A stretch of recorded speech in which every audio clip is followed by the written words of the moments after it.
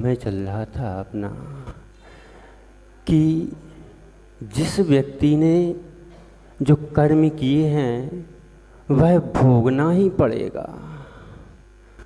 उसको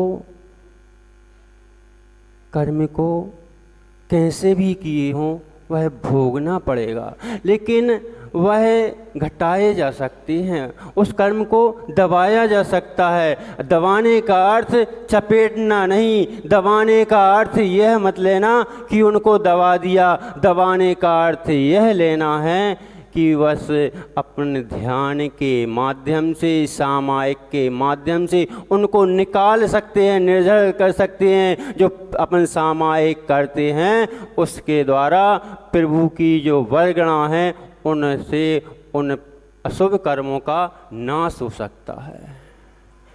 उसी का नाम ध्यान है। जो कुसंस्कारों को नष्ट करने की अग्नि का नाम सामायिक है। अंतरंग के मल को साफ करने का नाम सामायिक है। आत्मा का आत्मा से मिलन कराने का नाम सामायिक है। सामायिक कब से चल रहा है यहाँ पर अपना। तब यहाँ पर आचार्य भगवान अमित गति स्वामी जी महाराज और आगे बता देते हैं, क्या कह देते हैं। अपन ने देखा था फलम तदीयम लभ्यते शुभाशुभम, शुभ और अशुभ का फल उसको भोगना पड़ेगा। अब आगे कह रहे हैं परेण दत्तम यदि लभ्यन्ते स्फुटम स्वयं कृतम कर्म निरर्थक। जो कर्म किए हैं वह तो भोगना ही पड़ेगा। कुछ लोग ऐसा कह देते हैं, कुछ लोग ऐसा बोल देते हैं, कुछ लोग ऐसा समझा देते हैं कि तुम शुभ तुम कर लो, अशुभ भगवान पर छोड़ दो, भगवान कर लेगा, भगवान समझ लेगा, भगवान देख लेगा। अरे भगवान ना देखता है ना करता है, भोगना तो तुम ही है। कर्ज तुमने लिया है, चोला बदल लो, अपने शरीर को बदल लो, लेकिन जो शरीर है शरीर के कपड़े बदल सकते हो, लेकिन वह कर्ज तो आपको चुकाना ही पड़ेगा, छोड़ने वाला नहीं है। चाहे 1 ग्राम से बदल लो, 1 ग्राम से दूसरे ग्राम चले जाओ, तीसरे ग्राम चले जाओ, लेकिन जो कर्ज आपने लिया है वह कर्जदार आप सेठ आकर के आपसे ले ही लेगा, वह छोड़ने वाला नहीं है। लेकिन लोग कह देते हैं अशुभ भगवान पर छोड़ दो, भगवान।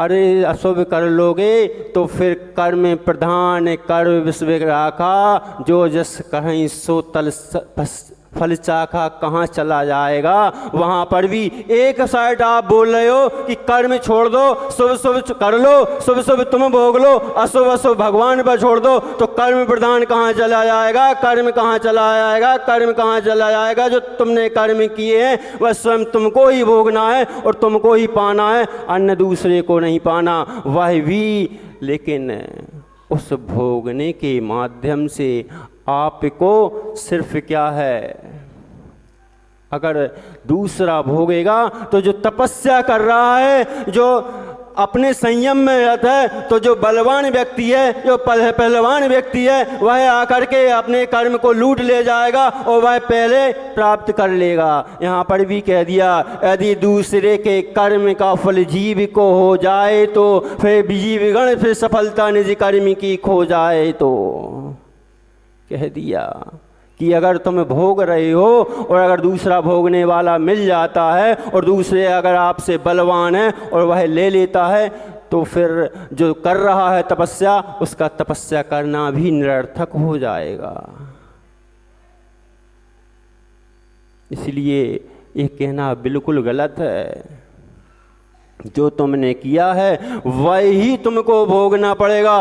पिछले में किया है इसमें भोगना पड़ेगा, इसमें किया है अगले में भोगना पड़ेगा। लोग कहते हैं हम बहुत पुण्य आत्मा हैं, हम ये धर्म करते हैं, लेकिन हमारे ऊपर ही विपत्ति क्यों आ जाती है, हमारे ऊपर ही यह सब क्यों टूट जाता है। और जो व्यसनी है, जो व्यसनी है, जो दुनिया के गलत काम करता है, प्रवीण भैया उसको फल मिल जाता है। अरे आप ये मालूम नहीं है, वो पहले पूर्व में रखा हुआ है, वह बासी खा रहा है, ताजी तो उसको अभी मिली नहीं है। अगर ताजी जिस दिन मिल जाएगी उसको रोना आ जाएगा।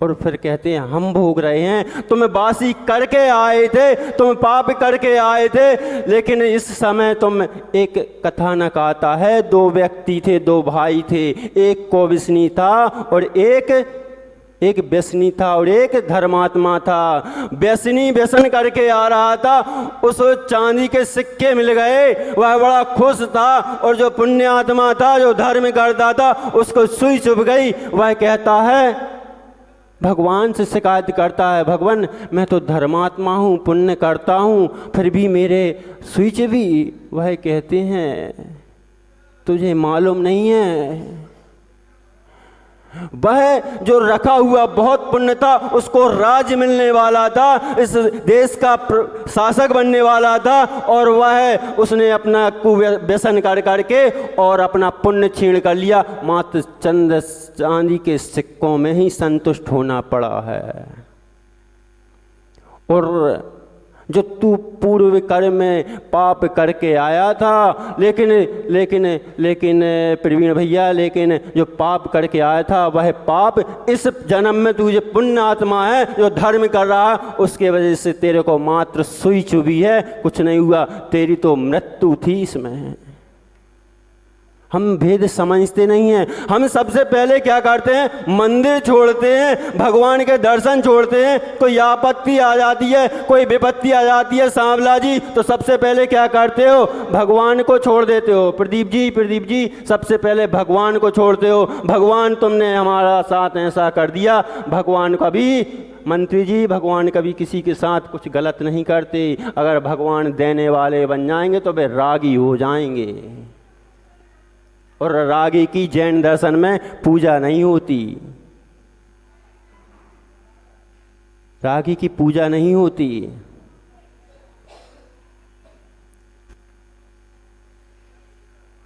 सांवला जी घटना की चर्चा कर रहे थे, घटना एक याद आ गई बचपन की।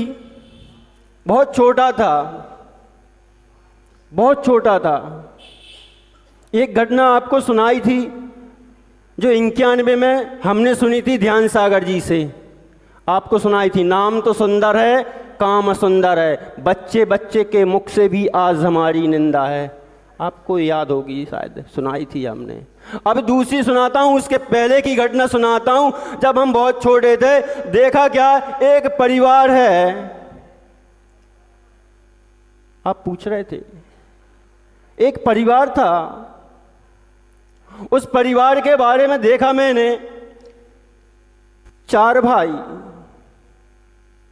सब जाने माने,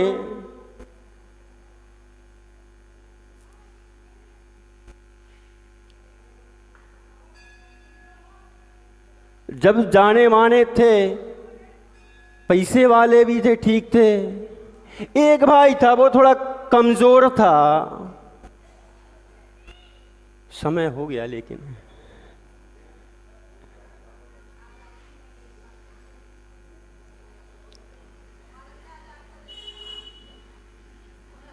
देखा क्या,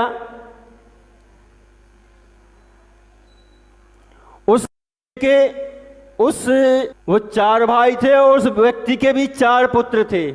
उस पर जब विपत्ति आई, वो तीनों भाइयों ने हाथ खींच लिया। उसकी पत्नी की तबीयत खराब हो गई बहुत ज़्यादा।